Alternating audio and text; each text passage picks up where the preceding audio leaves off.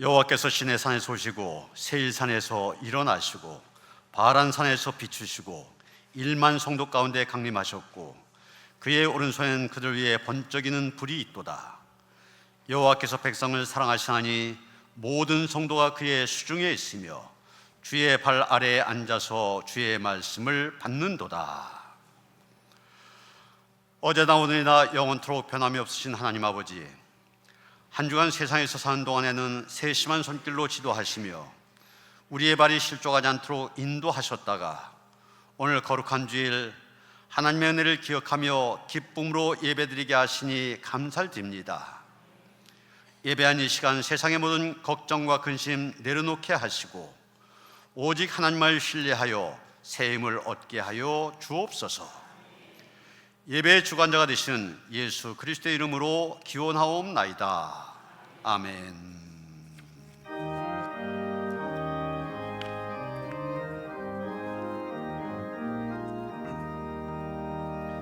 사랑의 하나님 이곳에 계시니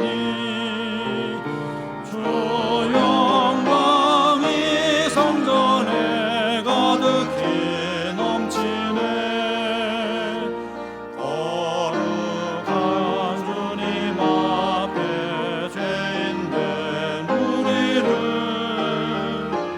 경건한 마음으로 찬양합니다. 은혜의 예수님 우리 죄인하여 속죄의 그 사랑을 이루어 주셔서 율법의 멍에서 해방해 주시니 복음의 자유누림 감사합니다. 위로의 성령님 우리의 마음에 늘 함께 계시오니 큰 힘이 됩니다. 슬픔도 두려움도 넉넉히 이기니 이 세상 끝날까지 함께 하소서.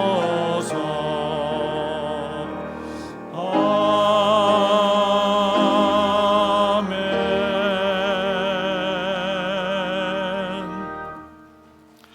하나님은 통회한 마음으로 나온 사람들을 물리치지 않으십니다. 이제 우리 모두 함께 진정으로 우리 저지른 죄를 뉘우치고 고백합시다. 자비와 긍휼과 사랑이 많으신 하나님, 광야 같은 인생길을 걸어갈 때 하나님은 낮에는 구름 기둥으로 밤에는 불 기둥으로 저희 걸음을 인도하여 주셨습니다. 그러나 저희는 그 그늘에 거하면서도 그것이 당연한 권리인 양 감사할 줄을 몰랐습니다. 하나님은 저희로 줄이지 않도록 하늘문을 여서서 일용할 양식을 내려주셨건만 저희는 완악한 이스라엘 백성처럼 정욕에 좋은 고기와 부추가 없다며 불평했습니다. 불볕 아래를 걸을 때 엘림을 만나게 하셨고 목마를 때 반석에서 샘이 솟게 하셨습니다. 그러나 저희는 하나님께 주신 만 가지 은혜에 감사하기보다는 내게 없는 한 가지 부족함으로 인해 원망하였습니다. 오 하나님, 참만족을 모리며 감사를 잊고 살아온 저희의 어리석음을 용서해 주옵소서. 예수님의 이름으로 이 고백의 기도를 드립니다. 그러므로 이제 그리스도 예수 안에 있는 자에게는 결코 정죄함이 없나니 이는 그리스도 예수 안에 있는 생명의 성령의 법이 죄와 사망의 법에서 너를 해방하였습니다. 하나님이여, 사슴이 시냇물을 찾기에 갈급한 같이 내 영혼이 하나님 곧 살아계신 하나님을 갈망하나니 내가 어느 때 나아가서 하나님의 얼굴을 배울까?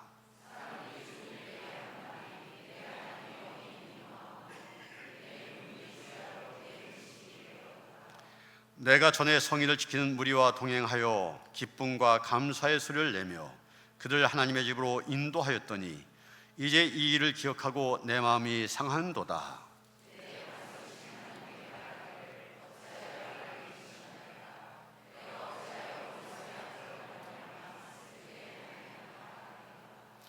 내 영혼아, 네가 어찌하여 낙심하며 어찌하여 내 속에서 불안해하는가?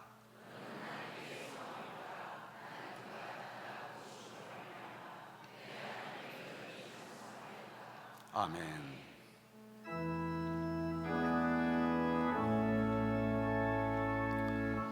성령과 성령 찬송과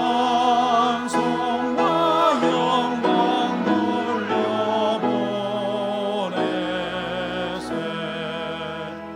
태초로 지금까지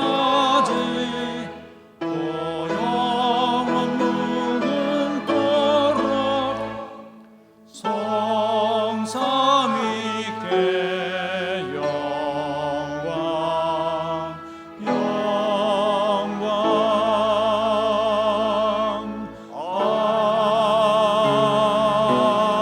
아멘.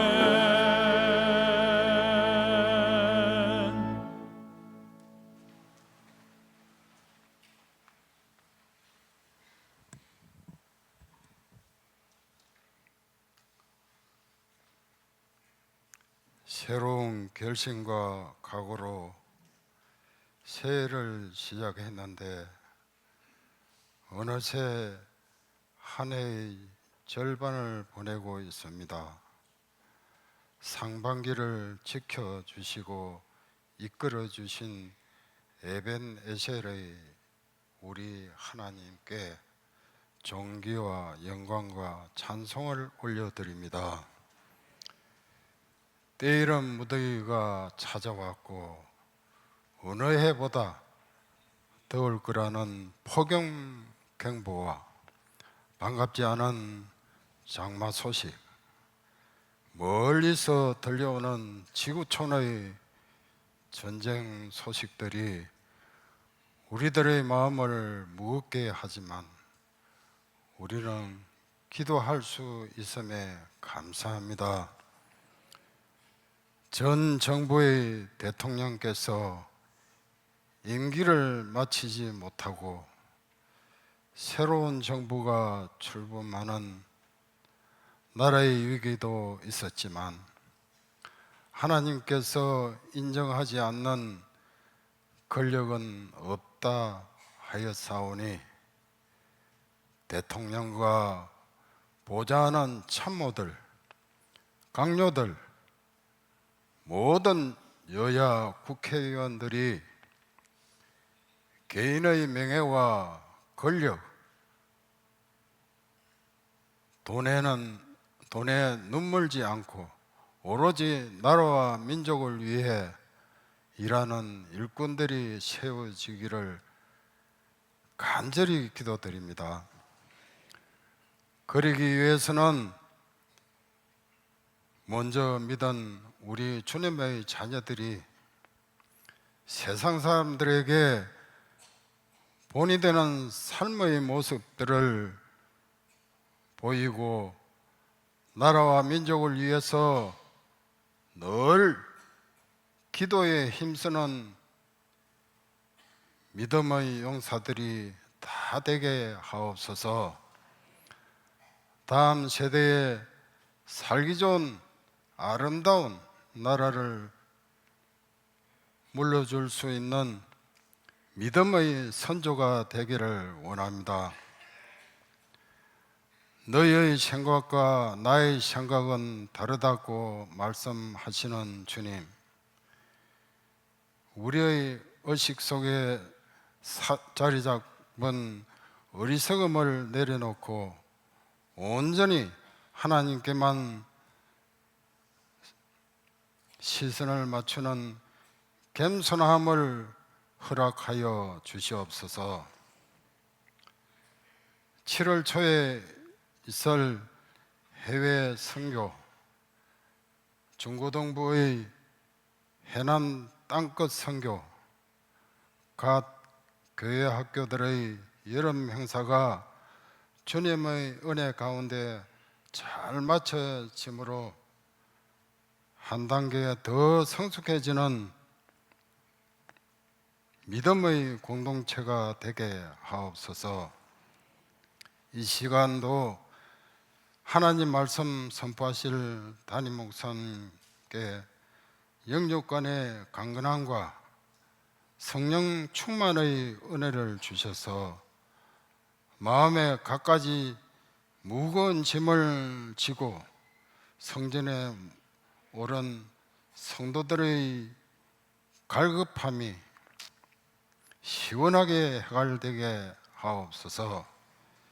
시온 찬양대와 오케스트라, 봉헌 특송을 올려드리는 집사님 부부, 예배를 위해 보이지 않는 곳에서 헌신하는 모든 주님의 일꾼들을 오늘도 축복하여 주시옵소서. 이 모든 말씀 예수님 이름으로 기도합나이다. 아멘. 하늘에 계신 우리 아버지여, 이름이 거룩히 여김을 받으시오며 나라가 임하시오며 뜻이 하늘에서 계신 오늘 우리에게 일용할 양식을 주시옵고 우리와 우리에게 죄진 자를 사해 주신 것 같이 우리의 사해 주시고 우리를 시험에 들게 하지 마시옵고 다만 악에서 구하시옵소서. 나라와 권세와 영광이 아버지께 영원히 쌓옵나이다. 아멘.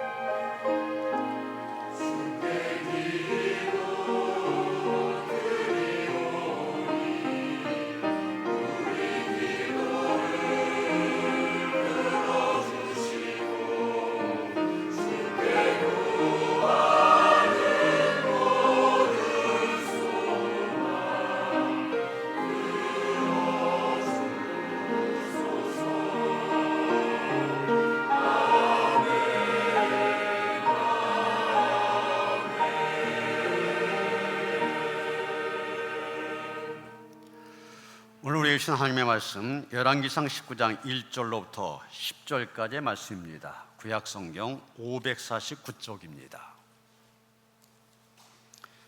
열왕기상 19장 1절로부터 10절까지의 말씀 봉독합니다. 아합이 엘리야가 행한 모든 일과 그가 어떻게 모든 선지자를 칼로 죽였는지를 이세벨에게 말하니 이세벨이 사신을 엘리야에게 보내어 이르되 내가 내일 이맘때에는 반드시 네 생명을 저 사람들 중 한 사람의 생명과 같게 하리라. 그렇게 하지 아니하면 신들이 내게 벌 위에 벌을 내림이 마땅하니라 한지라. 그가 이 형편을 보고 일어나 자기의 생명을 위해 도망하여 유다에 속한 브엘세바에 이르러 자기의 사환을 그곳에 머물게 하고 자기 자신 광야로 들어가 하룻길쯤 가서 한 로뎀나무 아래에 앉아서 자기가 죽기를 원하여 이르되 여호와여 넉넉하오니 지금 내 생명을 거두시옵소서. 나는 내 조상들보다 낫지 못하니이다 하고 로뎀나무 아래에 누워 자더니 천사가 그를 어루만지며 그에게 이르되 일어나서 먹으라 하는지라. 본즉 머리맡에 숯불에 구운 떡과 한 병 물이 있더라. 이에 먹고 마시고 다시 누웠더니 여호와의 천사가 또 다시 와서 어루만지며 이르되 일어나 먹으라. 내가 갈 길을 다 가지 못할까 하노라 하는지라. 이에 일어나 먹고 마시고 그 음식물의 힘을 의지하여 40주 40야를 가서 하나님의 산 호렙에 이르니라. 엘리야가 그곳 굴에 들어가 거기서 머물더니 여호와의 말씀이 그에게 임하여 이르시되 엘리야야 내가 어찌하여 여기 있느냐. 그가 대답하되 내가 만군의 하나님 여호와께 열심히 유별하오니 이는 이스라엘 자손이 주의 언약을 버리고 주의 제단을 헐며 칼로 주의 선자들 죽였음이오며 오직 나만 남았거늘 그들이 내 생명을 찾아 빼앗으려 하나이다. 아멘.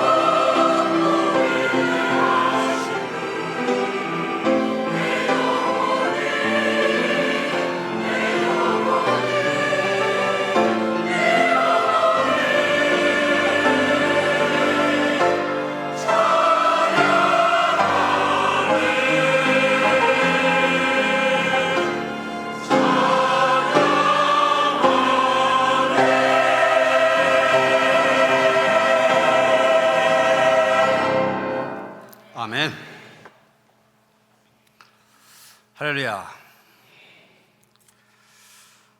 이스라엘 성지 순례를 하면서 많은 사진을 찍었는데 그 많은 사진 가운데 가장 인상 깊은 것을 꼽으라면은 저는 주저없이 엘리야 동상을 꼽습니다. 이스라엘 행정 수도인 텔아비브에서 북쪽으로 올라가면 하이파란 그런 도시가 있고 그 근처 무흐라카라고 하는 곳에 갈멜산 수도원이 있는데 그 수도원에 가면 오른쪽에 보신 것 같은 엘리야 동상이 하얀색으로 된 동상이 앞마당에 세워져 있습니다. 여러분 보시는 것처럼 한쪽 발로는 바알 선자의 목을 밟고 있습니다. 그리고 한 손 칼을 높이 들고 금방 내리칠 것 같은 그런 모습. 엘리야의 영웅적인 면모를 그대로 보여주고 있습니다. 오늘 본문 바로 앞에 열왕기상 18장에 보면 바로 저곳 동상이 세워진 갈멜산에서 엘리야는 바알 선지자 450명과 대결을 벌입니다. 이 대결의 내용은 바알 선자들이 섬기는 바알 신과 엘리야가 섬기는 여호와 하나님 누가 참 신인지를 증명하자는 대결입니다. 그래서 바알 선자들과 엘리야가 각각 제단을 쌓아놓은 다음에 각자의 신의 이름을 부릅니다.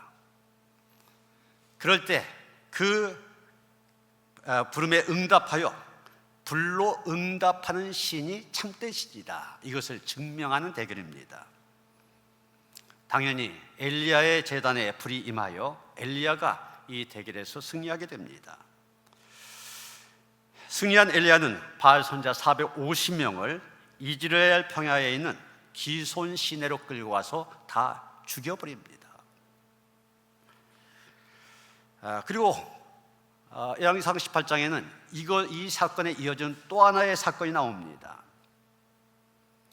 오랫동안 가물었는데 그 가뭄을 끝내는 비를 오게 하는 엘리야의 기도가 또 나오고 있습니다. 열왕기상 17장 1절이면 엘리야가 아합 왕에게 말합니다. 하나님이 진노하셔서 이 이스라엘 동안 수년 동안 비도 이슬도 내리지 않을 거다, 그렇게 얘기합니다. 여러분, 이스라엘 땅은 우기에, 비가 오는 우기에, 우리로 말하면 장마철이죠. 그때 조금 내리는 그 비를 갖고 1년을 살아가는 그런 곳입니다. 건기에는 이슬이 가끔 내립니다. 이 이슬이 식물들이 자라게 하는데 중요한 역할을 하는 그런 땅입니다. 그런데 수년 동안 비뿐만이 아니라 이슬도 내리지 않았다. 상당히 심각한 가뭄이 있었다는 얘기입니다. 그런데 엘리야가 그 가뭄을 끝내는 기도를 한 것입니다. 어떻게 기도하였습니까? 열왕기상 18장 42절 보면 엘리야가 갈멜산 꼭대기로 올라가서 땅에 꿇어 엎드려 그의 얼굴을 무릎 사이에 넣고 기도했다고 했습니다. 여러분 생각해 보세요. 얼굴을 무릎 사이에 넣고 기도했다. 1분이라도 견딜 수 있을 것 같습니까? 허리가 끊어지는 아픔이 동반되는 그런 기도입니다.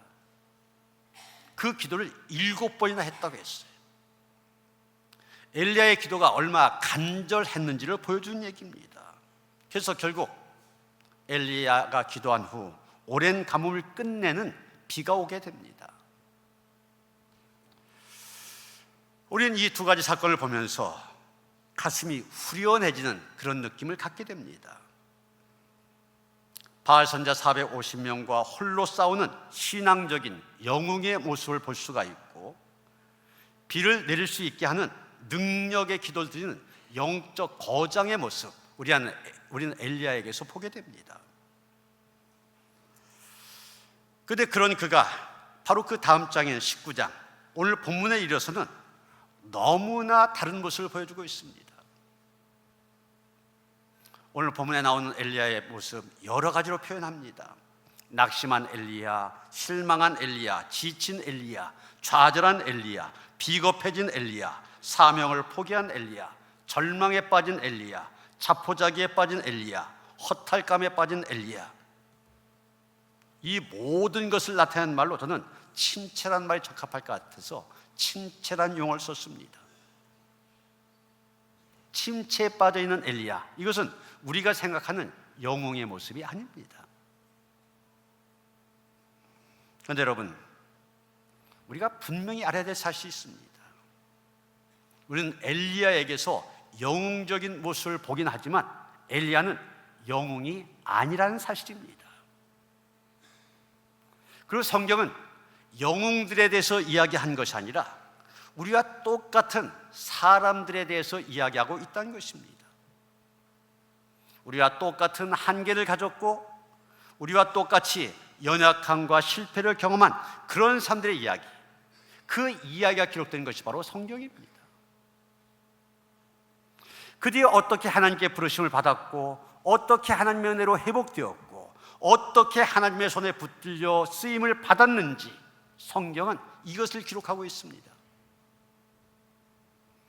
성경에는 그들의 실패와 좌절, 범죄와 한계, 갈등과 모순들 다 기록이 되어져 있습니다. 우리는 바로 여기에서 위로를 받게 됩니다. 왜 그렇습니까? 그들에게서 바로 나의 모습을 볼 수 있기 때문입니다. 그들이 넘어지고 실수하고 범죄하고 한계를 드러내는 모습, 바로 나의 모습이기 때문에 그렇습니다.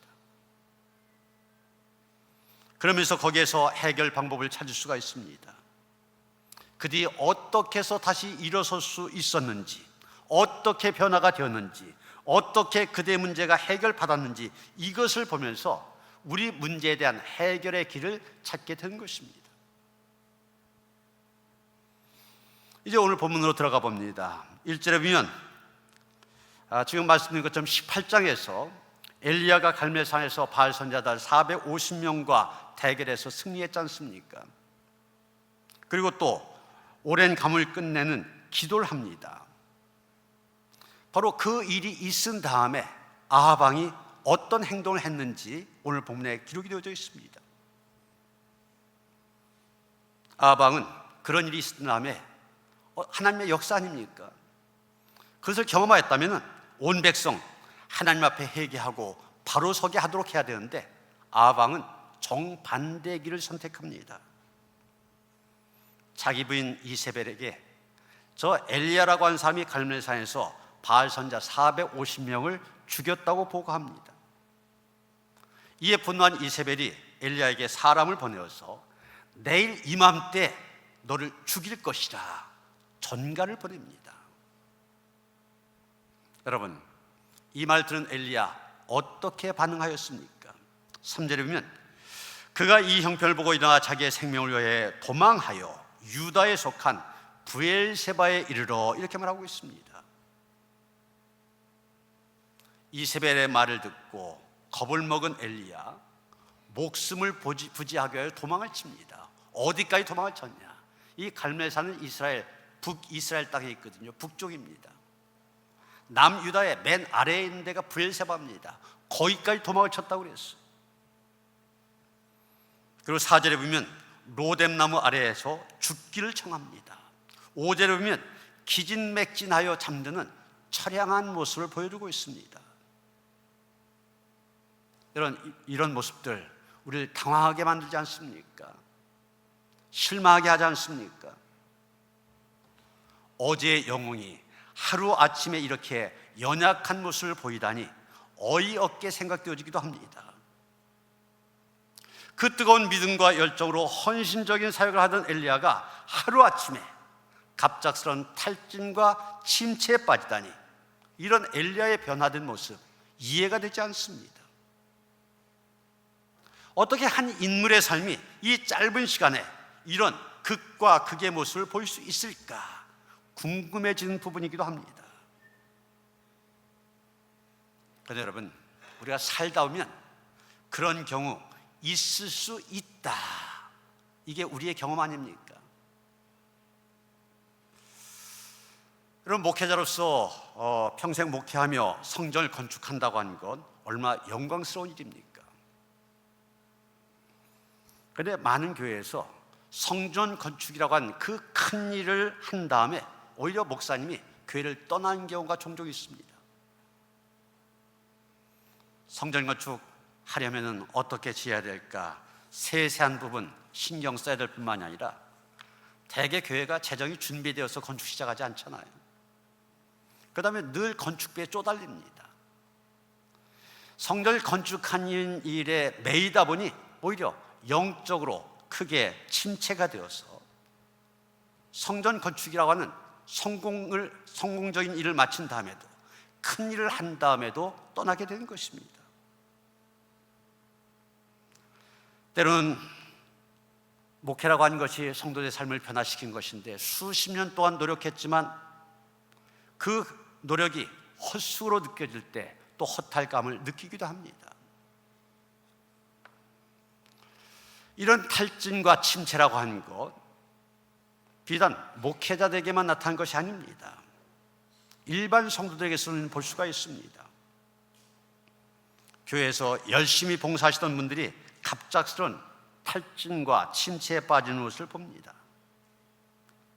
사회에서 성실하고 성공적으로 일하던 분이 또 갑작스런 탈진, 침체에 빠지는 모습도 보게 됩니다.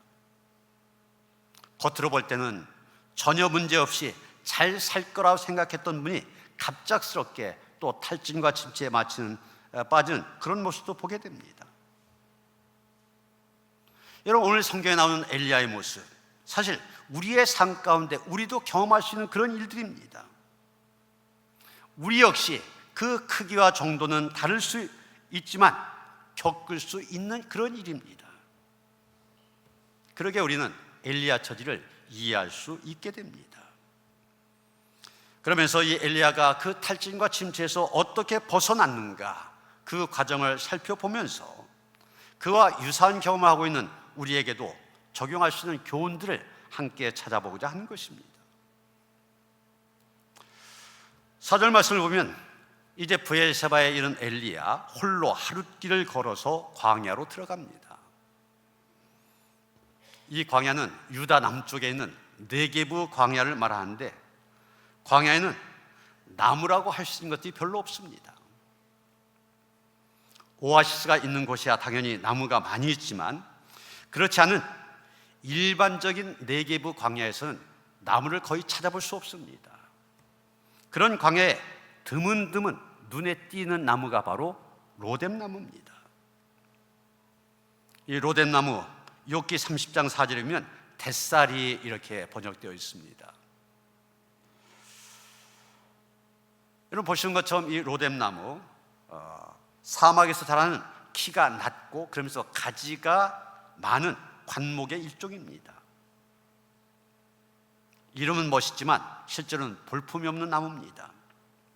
그런데 잔가지가 많다 보니 그늘이 무성합니다. 지금도 아라비아 사막에 거주하는 사람들은 이 나무 그늘 밑에서 햇볕을 피한다고 합니다. 여러분, 지금 나무 그늘에서 지쳐 앉아있는 엘리야의 모습 한번 머리로 그려보시기 바랍니다. 이미 영적인 탈진과 침체가 있었고 그 힘든 광야를 하루 동안 걸었습니다. 육신적으로 매우 지친 상태입니다. 이젠 한 걸음 내디딜 만한 힘도 없습니다. 거기에서 엘리야가 입을 열어 절규합니다. 4절 하반절 말씀입니다. 죽기를 원하여 이르되 여호와여 넉넉하오니 지금 내 생명을 거두시옵소서.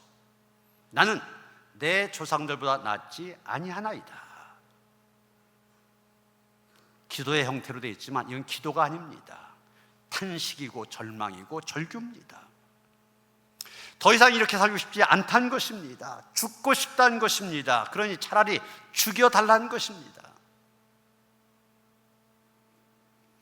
여러분, 얼마 전까지만 해도 수백 명의 거짓 선자들 앞에서 여호와 하나님만이 살아계신 참되신 하나님이심을 담대하게 전하고 그들을 칼로 진멸했던 신앙적인 영웅, 그게 엘리야 아니었습니까? 그런 그가 어떻게 이렇게 쉽게 영적인 침체에 빠져 허덕일 수 있을까? 여기 엘리야의 절규하는 내용을 보면 자신이 이제까지 했던 사역과 조상들의 사역을 비교하여 하는 말이 들어있는 것을 보게 됩니다. 4절 끝에 뭐라고 했습니까? 나는 내 조상들보다 낫지 못하니이다. 사실 엘리야 자기가 하나님을 향한 열심이 유별났다고 그랬잖아요. 옛날 성경에 특심하다 이런 표현이 나왔는데 자기 앞에 있었던 여러 선지자들보다 하나님의 일꾼들보다 더 열심히 하나님을 위해서 일했던 사람입니다. 그런데 결과적으로 보니 바뀔 것이 없다는 생각을 하게 됩니다. 여러분, 갈멜산에서 엘리야의 승리를 본 이스라엘 백성들, 과연 그들이 바뀌었을까요? 그들이 정말 진정으로 회개하고 하나님께로 돌아왔을까요? 대답은 노입니다. 열왕기상 18장 21절이면 엘리야가 갈멜산에 모인 이스라엘 백성들에게 질문을 합니다. 너희가 어느 때까지 둘 사이에서 머뭇머뭇하렸느냐? 여호와가 만일 하나님이면 그를 따르고 바알이 만일 하나님이면 그를 따를지니라. 그랬더니 백성이 뭐라고 했습니까? 말 한마디도 대답하지 아니하는지라, 이렇게 말하고 있습니다. 엘리야가 지금 백성들에게 신앙적인 결단을 요구하고 있습니다. 하나님과 바알 사이에서 양다리 걸치지 말고 결단하라는 것입니다. 하나님을 선택하든지 바알 선택하든지. 그런데 백성들 어떻게 했습니까? 한마디도 대답하지 않았다는 겁니다. 이것이 당시 이스라엘 백성들의 영적인 상태를 보여주고 있는데, 이런 삶들, 갈멜산에서 엘리야가 승리한 모습을 보았다고 해서 바뀌었겠습니까? 그것을 본 순간은 바뀌었는지 모릅니다. 왜냐하면 엘리야가 바알 선자들 붙잡아 죽이라고 하니까 다 그 말에 따랐지 않습니까? 그러나 기적을 본다고 해서 사람이 바뀌는 것이 아닙니다. 사람의 변화는 진정한 회개가 있을 때 가능합니다. 진정한 회개가 없었기 때문에 이스라엘 백성들 변화된 모습이 없습니다. 그리고 18장에 보면 엘리야가 아합 왕에게 요구한 것은 바알 선자 450명과 아세라 선자 400명입니다. 850명을 데리고 와라. 내가 그들과 대결하겠다. 그런데 여러분, 18장 22절, 25절, 40절 자세히 보면은 바알 선자 450명만 갈멜산으로 왔습니다. 아세라 선자 400명에 대한 언급은 어디서 찾아볼 수가 없습니다. 우리가 보통 850대 1의 대결로 얘기하고 있지만 18장을 자세히 보면은 아세라 선자 400명은 갈멜산에 오지 않은 것으로 우리가 판단할 수가 있습니다. 여러분, 이게 무엇을 말하는 겁니까? 아합과 이세벨이 아세라 선자 400명을 숨겼다는 얘기입니다. 혹시라도 자신들의 선자들이 패하고 엘리야가 이겨서 다 죽이면은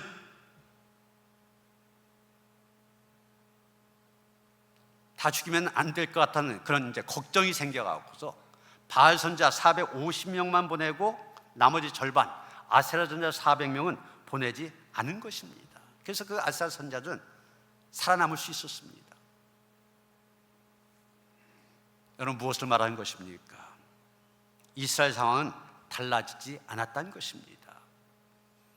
바알 선자 450명과의 대결에서 승리했지만 아세라 선자 400명이 아직도 남아 있습니다.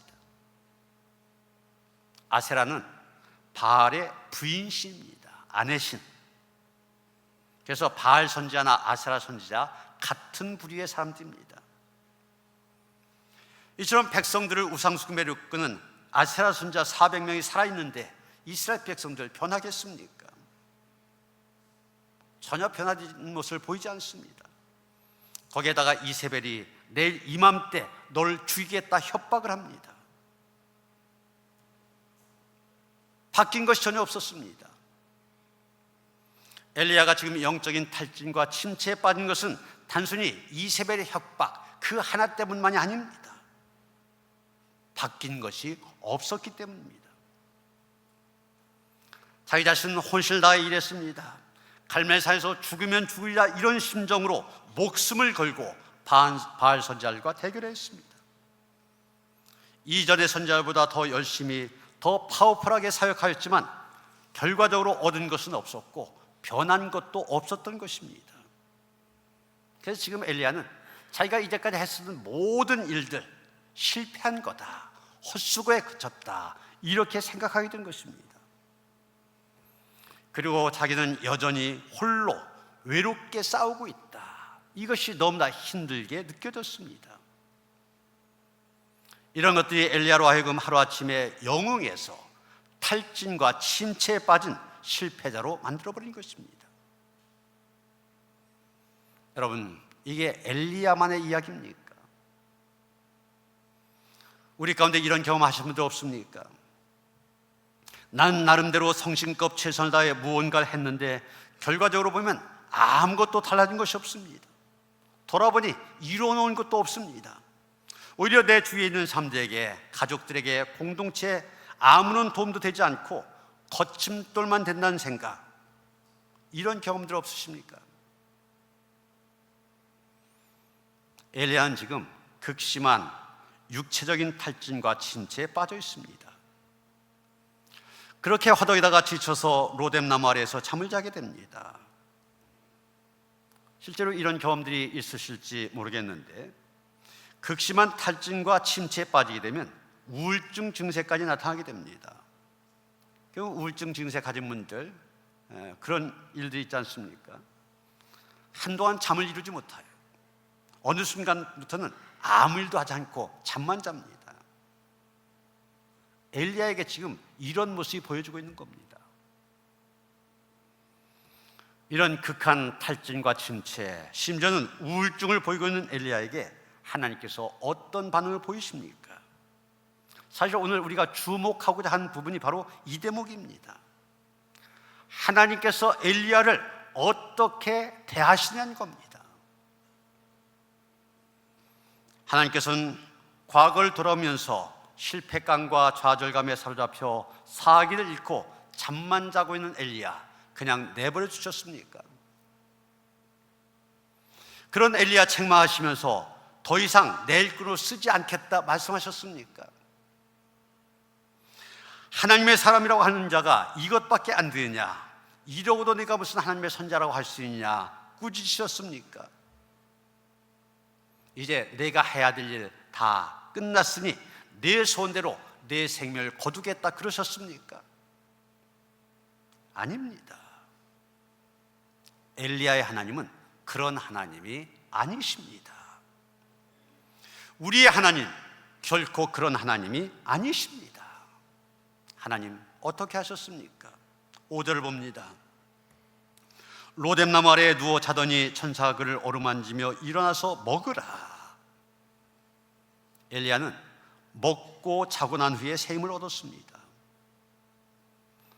사람은 먹지 않고 쉬지 않으면 피곤할 수밖에 없고 잘 자지 못하고 먹지 못하면 예민해지고 짜증나게 되어 있습니다. 하나님은 아예 우리를 만드실 때 제대로 먹고 마시고 자고 쉴 때 정신과 육체가 건강하게 작동하도록 그렇게 만들어 놓으셨습니다.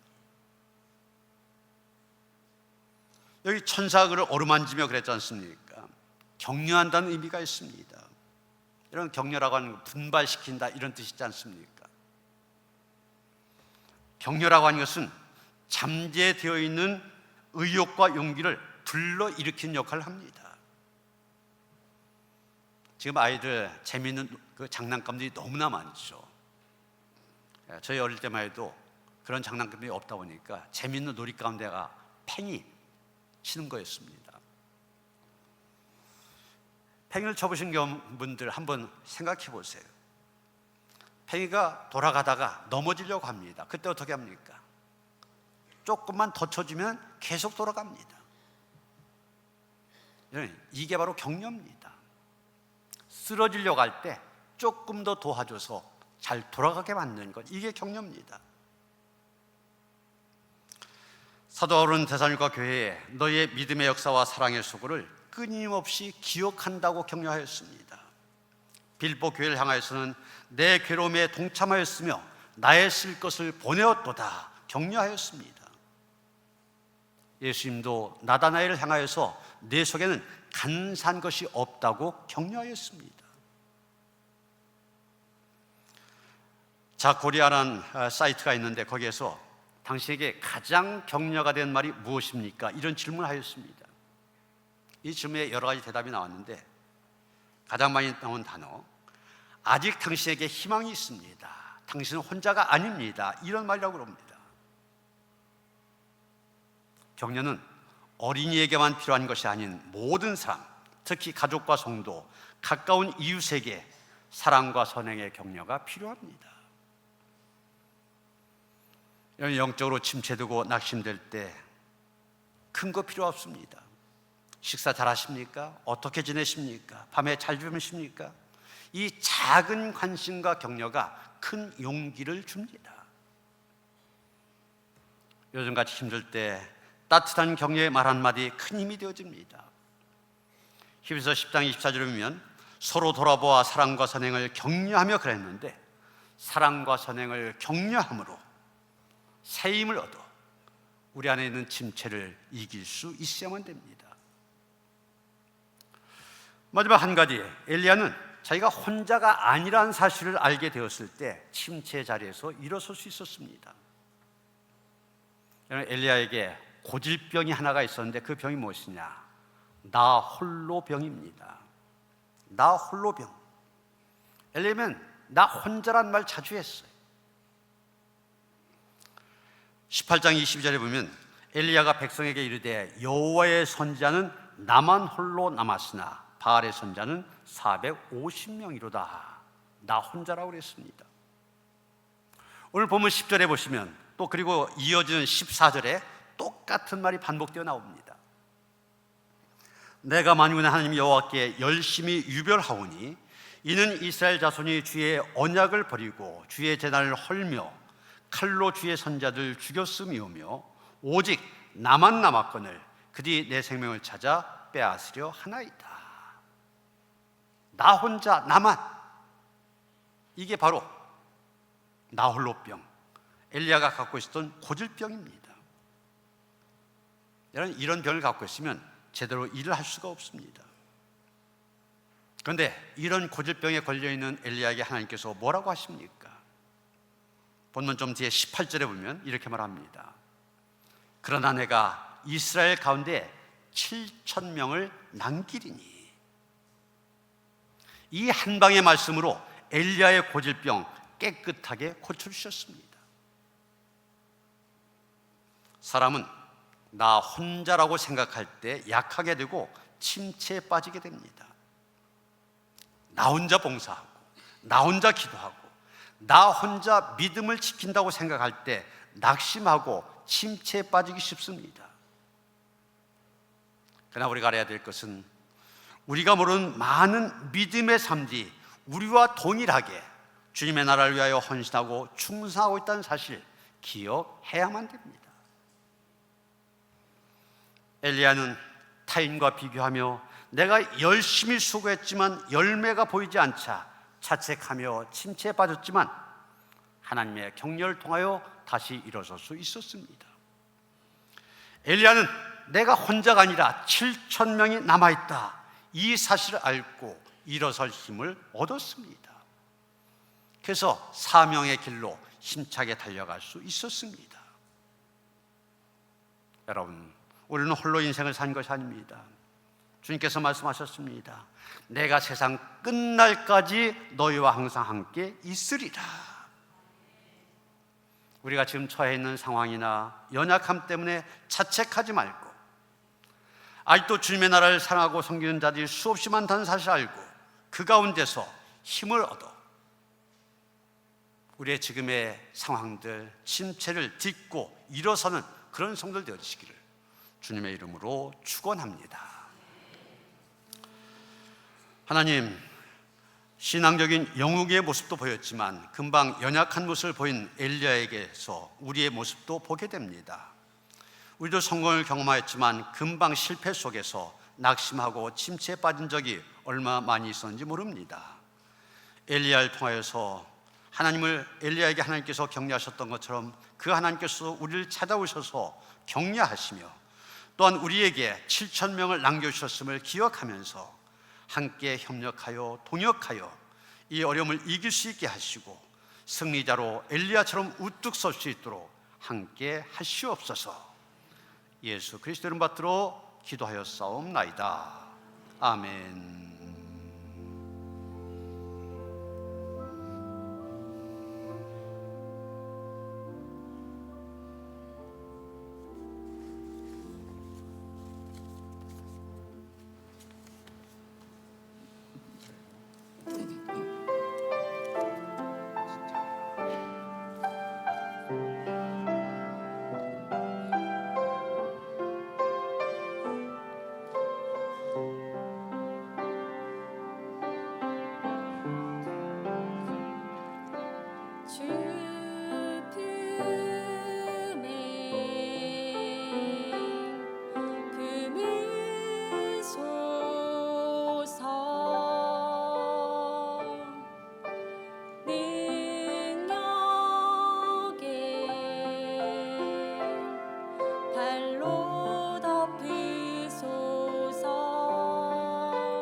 거친 파도 날 향해 와도 주와 함께 날아오르리.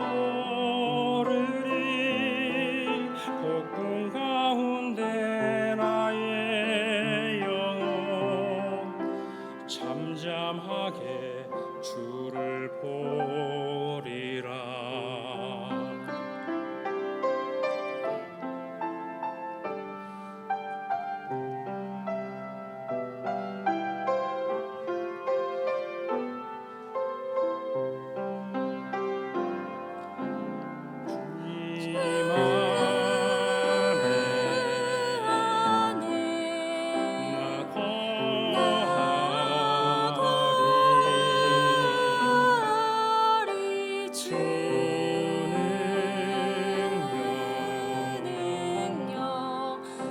잠잠히 믿네. 거친 파도 날 향해 와도 주와 함께 날아오르리. 폭풍 가운데 나의 영혼 잠잠하게 주를 보리라.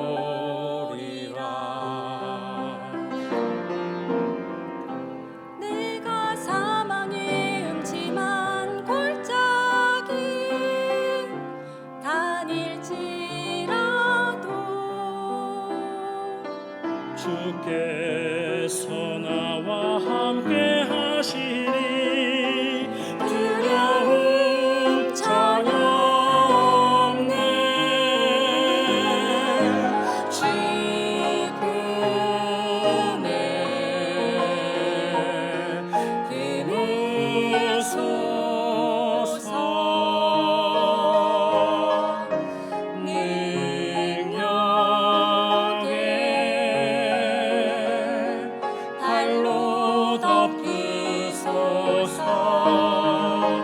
거친 파도 날 향해 와도 주와 함께 날아오르리.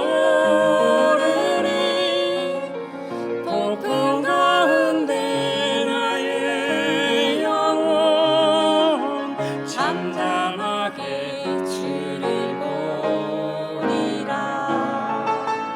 거친 파도 날 향해 주와 함께 날아오르리.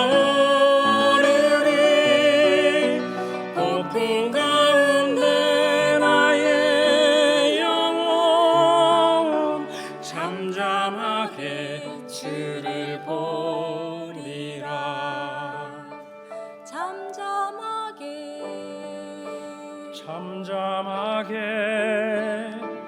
잠잠하게 주를 보리라.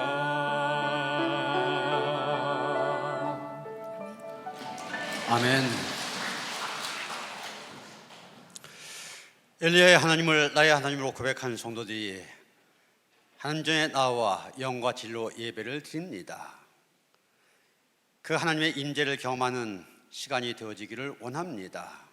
우리를 친히 찾아오셔서 격려하신 음성을 듣게 하시고 7,000명을 남겨주신 그 음성을 듣고 힘을 내어 우리가 어떤 상황에 있다 할지라도 일어설 수 있는 귀한 주의 백성들 되게 하여 주시옵소서. 은혜 주신 하나님 앞에 감사하며 정성된 예물을 올려드립니다.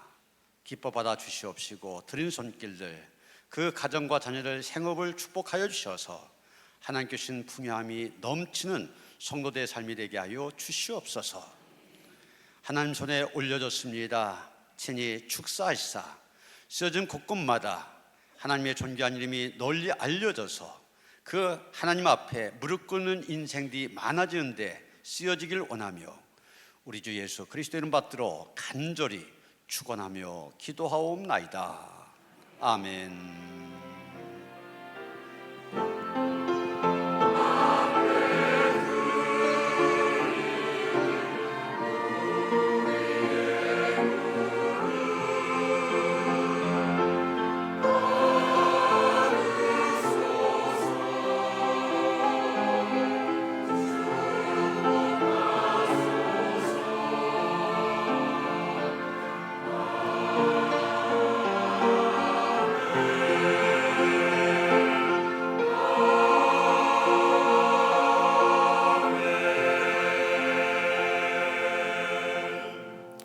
평화 인사 나누시겠습니다. 주님이 주신 평화가 함께 하시기 바랍니다. 서로 인사하시겠습니다.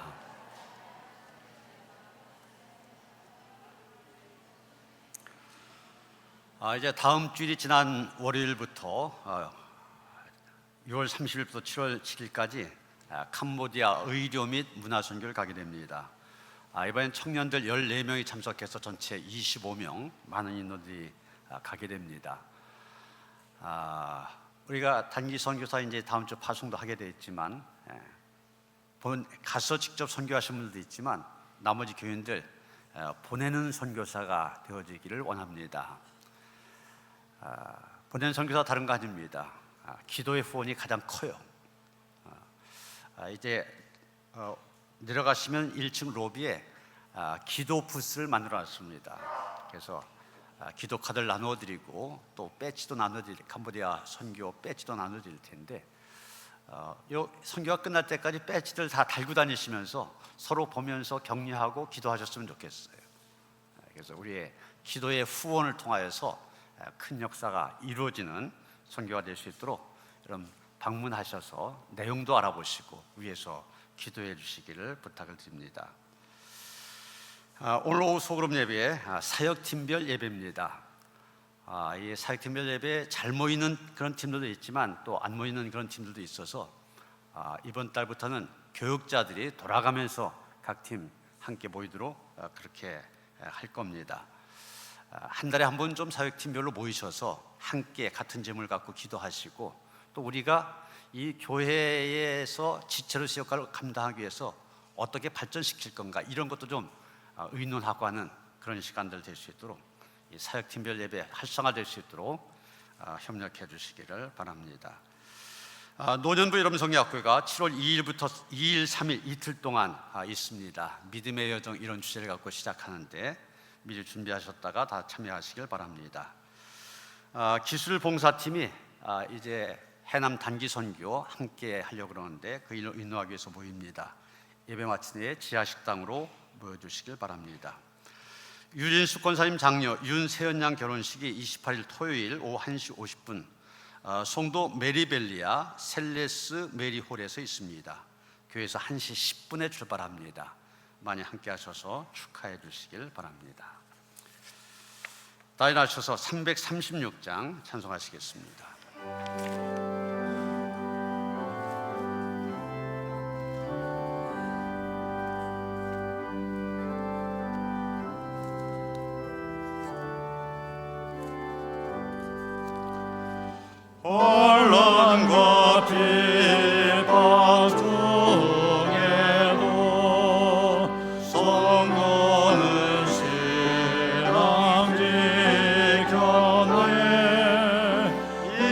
신앙 생각할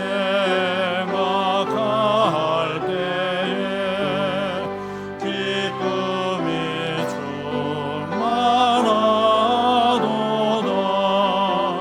성도의 신앙 따라서 죽도록 충성하겠네. 옥중에 매인 성도라 양심은 자유 얻었네. 유리도 고난 받으면 죽어도 영광되도다. 성도의 신앙 따라서 죽도록 충성하겠네. 성도의 신앙 본받아 원수도 사랑하겠네. 인자한 언어 행실로 이 신앙 전파하리라. 성도의 신앙 따라서 죽도록 충성하겠네.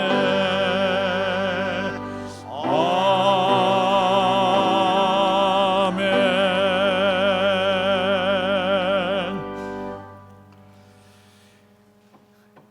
이제는 우리 주 예수 그리스도의 은혜와 하나님 아버지의 그 극진하신 사랑과 성령의 감화감동 역사하심이 엘리야처럼 하나님이 주시는 격려와 은혜 안에서 하나님께서 허락하신 삶의 길, 승리의 길, 힘차게 달려가기를 원하며 다짐한 모든 성도들 가운데 이제로부터 영원토록 함께 하시옵기를 간절히 축원하옵나이다.